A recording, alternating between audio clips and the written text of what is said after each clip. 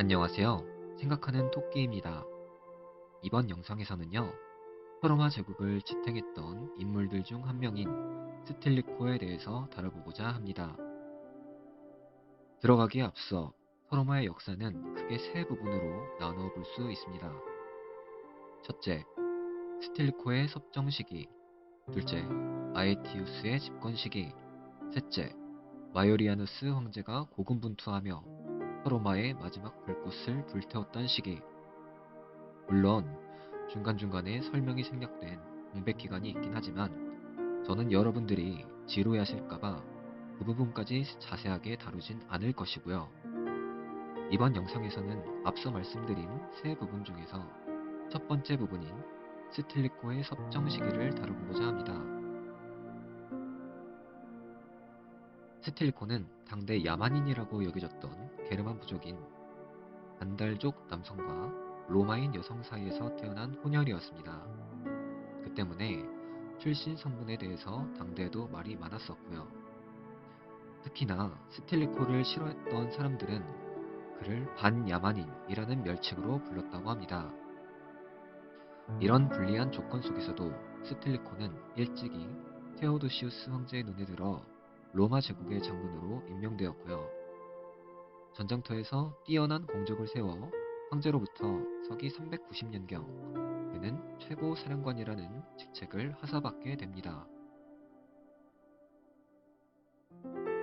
그런데 그로부터 약 2년이 지난 뒤인 서기 392년경 로마 제국에서 불길한 사건이 하나 터지고 마는데요. 당시 로마 제국 서방에서는 플라비우스 아르보가스트라는 게르만족 출신 장군이 궁정 관료들을 마음대로 교체하고 동시기 제국 서방 영토를 다스리던 발렌티니아누스 2세와 갈등을 일으키는 등의 도가 넘는 폐악질을 일삼습니다.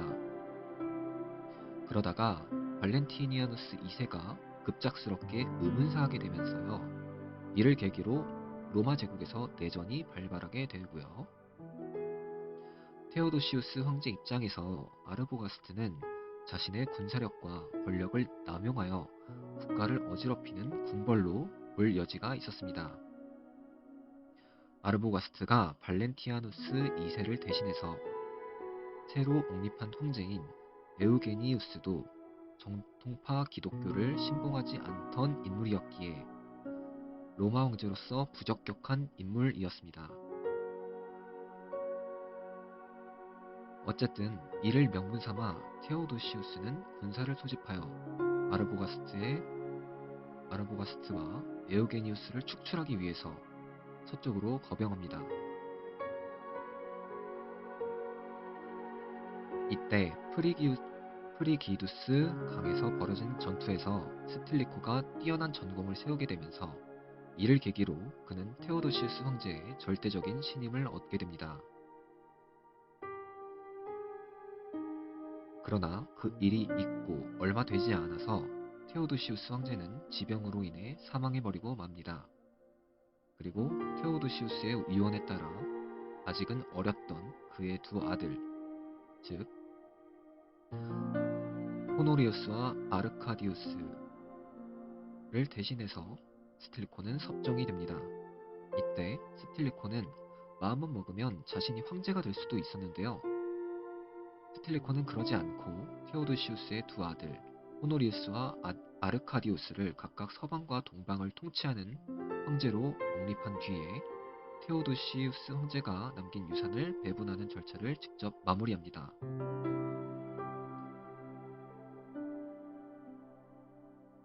이 시점에서 스틸리코는 명실상부 로마 제국의 최고 권력자로 올라섰는데요.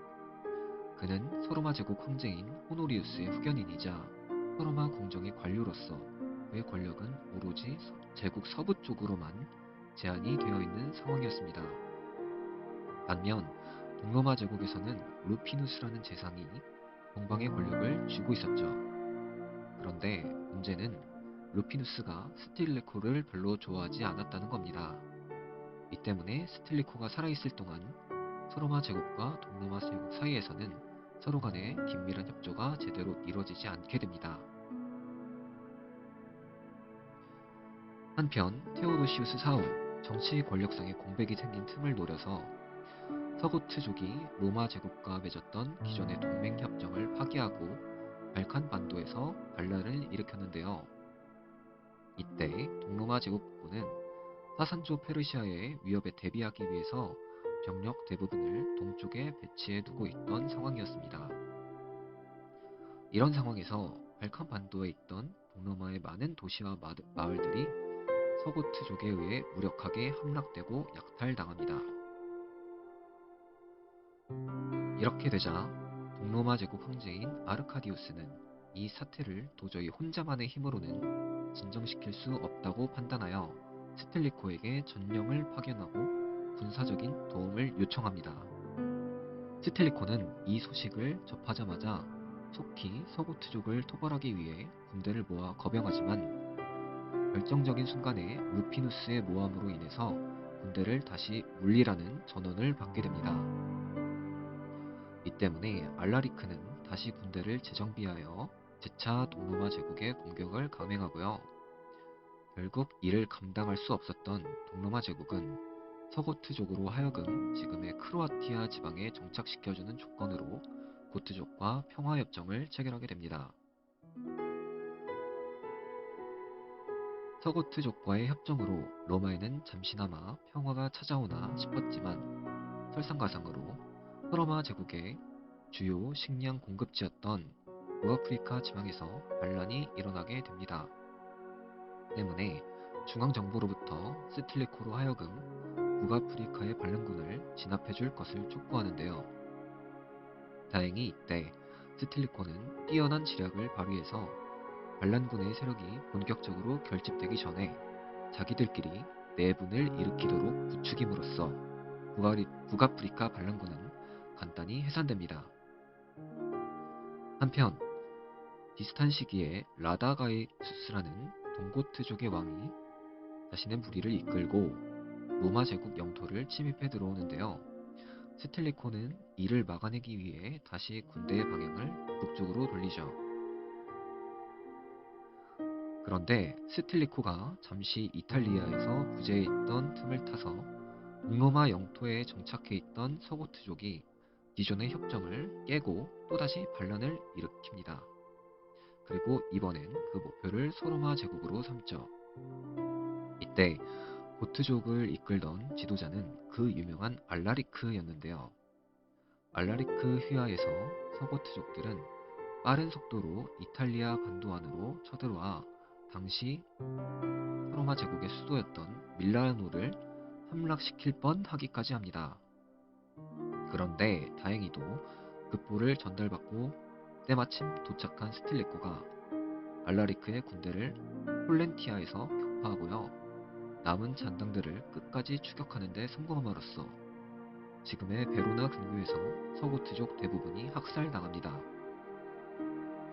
알라리크는 이때 목숨만 겨우 건진 채로 동로마 제국 쪽으로 돌아가죠. 마음만 먹으면 이때 스텔리코가 언제든지 알라리크를 처단할 수도 있었지만 스텔리코는 그렇게까지 하지 않았습니다. 그 이유에 대해서는 아직까지도 의견이 분분한데요. 지금으로선 어쨌든 신분상 동로마 제국의 장군이었던 알라리크를 콘스탄티노플 행정부의 승인 없이 임의로 처벌하게 되면 동로마 제국과의 관계가 악화될 위험이 있었기 때문이라고 추정이 됩니다. 이렇게 알라리크의 봉기가 가까스로 진압되자 이번엔 동고트족의 왕 라다가이수스가 다시 한번 소로마 영토를 침공합니다. 당시 소로마 제국은 서고트족과의 전쟁이 얼마 끝나지 않은 상황이었기 때문에 가용할 수 있는 병력이 충분하지 않았죠. 그래서 스틸리코는 또다시 기지를 발휘해서 노예까지 해방시켜가면서 군단을 재편성하기에 이릅니다. 이때 라다가이수스의 동고트족 군대는 피렌체를 포위하고 있었는데요. 스틸리코 진영 쪽에서는 전쟁에 필요한 물자와 식량을 지속적으로 공급받을 수 있는 보급로가 마련되어 있었지만 라다가이수스 진영 쪽은 그렇지 못했기 때문에 결국 오랜 굶주림을 견뎌내지 못한 나머지 라다가이수스는 스틸리코 진영을 향해 무모한 돌격을 감행했습니다. 그리고 결과는 라다가이수스의 패배였죠.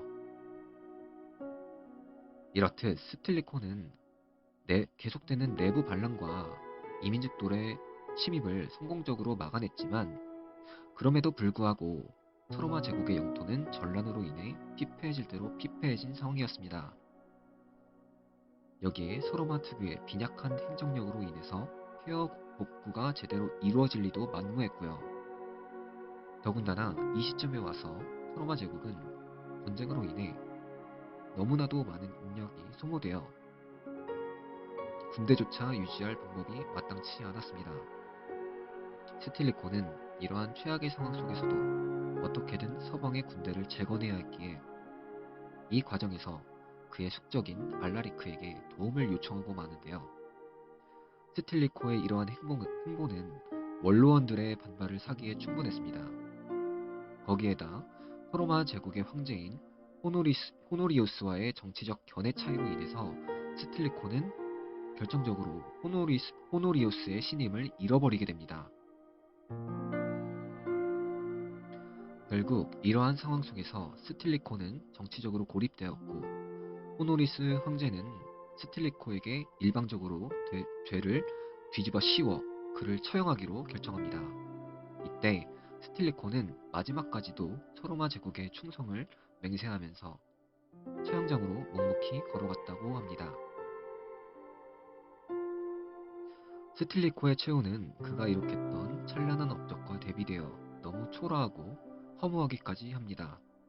역사에 가정을 두는 것은 무의미하지만 만약에 스틸리코가 황제의 명령을 거부하고 자신이 황제가 되었더라면 역사는 어떻게 흘러갔을까 하는 아쉬움이 남습니다. 하지만 그와 같은 충직하고 유능한 인물이 서로마 제국의 인재로 등용되었기에 한편으론 서로마 제국이 조금이라도 더 버틸 수 있는 계기가 마련되어 주지 않았나 하는 생각도 듭니다. 스틸리코가 사망한 이후에는 서고트족의 알라리크가 스틸리코의 억울함을 본인이 직접 나서서 풀어주겠다는 다소 억지스러운 명분을 내세워 이탈리아를 침공해 들어옵니다. 그 과정에서 다들 아시다시피 운명의 요람이었던 로마시가 알라리크에게 함락되어 약탈당하기까지 하는 비극이 발생하고요. 이 시점에서 더 이상 서로마 제국에서는 이를 수습할 수 있는 지도자나 군대가 존재하지 않았습니다. 결국 서로마 제국은 서고트족의 침략을 내내 방관하기만 하다가 평화를 대가로 지금의 프랑스 남부 지방의 땅을 서고트족에게 내어주죠. 저는 스틸리코의 일화를 통해서 우리가 깨달아야 하는 몇 가지 중요한 교훈이 있다고 생각합니다. 그중 하나로 우리가 평소에 당연하게 생각했던 것들을 우리가 막상 잃어버리게 되면 어떠한 결과가 발생하게 될지 우리는 항상 마음속에 염두에 두어야 한다는 것이죠. 당시 서로마를 통치하던 관료들은 스틸리코의 업적에 대해 그다지 높게 평가하지 않았습니다. 오히려 나라의 장수로서 응당 해내야 되는 소임이라고만 생각을 했죠. 그런데 막상 스틸리코가 없어지자 서로마 제국은 그 당연한 것들을 더 이상 해내지 못하게 됩니다. 두 번째로, 무능한 지도자 밑에서는 아무리 유능한 인재가 뛰어난 수완을 발휘해낸다 한들 그 한계가 명백하다는 겁니다. 만약 호노리우스가 인재를 보는 안목이 조금 더 탁월했더라면 그는 원로원들의 모함으로부터 스틸리코를 끝까지 옹호했을 가능성이 높았겠죠. 그런데 스틸리코는 뛰어난 명장으로서 서로마 제국에 수많은 공적을 세웠음에도 불구하고 그를 시기하기 바빴던 권세가들과 끝까지 무능하기만 했던 호노리스에 의해 처형당하고 말았습니다. 서로마의 관료들은 국가를 어떻게 효율적으로 경영할지에 관심을 두었다기보다 자신의 정치적 입장과 아젠다에 깊숙이 매몰되어 그에 반대되는 사람이 나타나기라도 하면 언제건 그를 비난하고 폄훼하는 데 급급했죠. 세 번째로, 우리는 현실 감각이 떨어지는 사람이 필요 이상의 자존심만 내세우게 되면 그 대가가 참혹하다는 사실도 알았습니다. 호노리우스 황제는 스틸리코 사후 서구트족이 알라리크를 필두로 하여 침공에 들어왔을 때 돈을 지급해주면 다시 자기가 원래 있던 곳으로 돌아가겠다는 알라리크의 관대한 제안을 거부하고 끝까지 고집을 부렸습니다. 그런데 앞서 말씀드렸다시피 이 당시의 서로마 제국에는 서고트족의 침입을 막아낼 수 있는 군대가 없었고요. 서로마 제국은 서고트족의 침입에 매번 무력하게 휘둘리기만 하다가 이탈리아의 주요 도시들이 함락당하고 나서야 뒤늦게 이를 받아들입니다. 하지만 이때 알라리크는 평화협정의 조건으로 이전보다 더 많은 양의 금화를 요구했고요. 심지어 서로마 제국 영토 중 일부를 서고트 종에게 할양할 것을 강요합니다. 그 결과로 선택의 여지가 없었던 서로마는 그러한 제안을 받아들이게 되고요. 서고트족은 알라리크를 초대왕으로 추대하여 지금의 프랑스 남부 지방에 서고트 왕국이라는 독자적인 세력을 수립하기에 이릅니다.